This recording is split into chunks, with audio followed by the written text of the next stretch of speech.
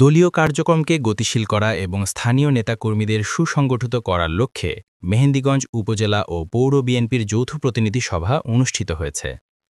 আমাদের মেহেন্দিগঞ্জ প্রতিনিধি ইব্রাহিম মুন্সির পাঠানো তথ্যচিত্র দেখুন বিস্তারিত। মেহেন্দিগঞ্জে উপজেলা ও পৌর বিএনপির যৌথ প্রতিনিধি সভা অনুষ্ঠিত হয়েছে।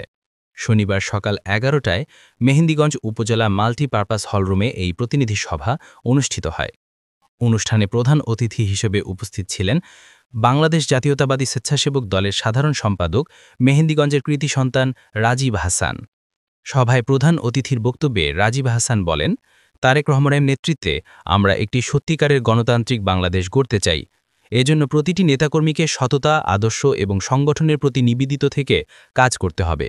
ভোটের জন্য মানুষের কাছে হাত পাতলে সেই হাতটি যেন পরিষ্কার থাকে। যারা অন্যায়ভাবে সম্পদ অর্জন করে তারা জাতীয়তাবাদীর পতাকা তলে জায়গা পাবে না। এছাড়াও তিনি নেতাকর্মীদের উদ্দেশ্যে বলেন, মানুষের সাথে ভালো আচরণ করতে শিখুন, তাহলেই মানুষ আপনাদের উপর আস্থা রাখবে। ভোট চাইতে গেলে মানুষের মনে সম্মান জাগাতে হবে, কোনো দল বা ব্যক্তির সমালোচনা করে নয়। নিজের কাজ ও আদর্শ দিয়ে মানুষের মন জয় করতে হবে। জনগণকে বোঝাতে হবে কেন বিএনপি নেতৃত্বাধীন সরকারই পারে একটি সমৃদ্ধ বাংলাদেশ গড়তে। তরুণ প্রজন্মকে রাজনীতিতে যুক্ত করতে হবে এবং তাদের জন্য আশার বার্তা তৈরি করতে হবে। আমাদের ঐক্যই হবে আগামী সংগ্রামে সাফল্যের চাবিকাঠি। প্রতিনিধি সভায় সভাপতিত্ব করেন মেহেন্দিগঞ্জ উপজেলা বিএনপির আহ্বায়ক গিয়াসউদ্দিন দীপেন এবং অনুষ্ঠানটি সঞ্চালনা করেন উপজেলা স্বেচ্ছাসেবক দলের সাবেক সভাপতি মাহমুদ খান।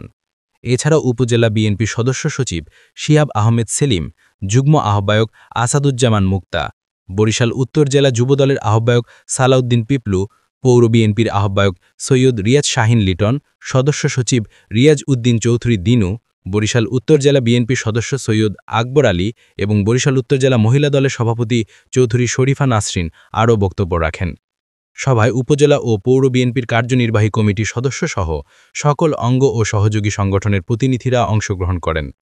এছাড়া উপজেলা বিএনপির কার্যক্রমকে আরও গতিশীল করার জন্য উপজেলার প্রতিটি ইউনিয়নে প্রতিনিধি সভা আয়োজনের সিদ্ধান্ত গৃহীত হয়েছে। সংবাদ সময় ডেস্ক রিপোর্ট, মেহেন্দিগঞ্জ, বরিশাল।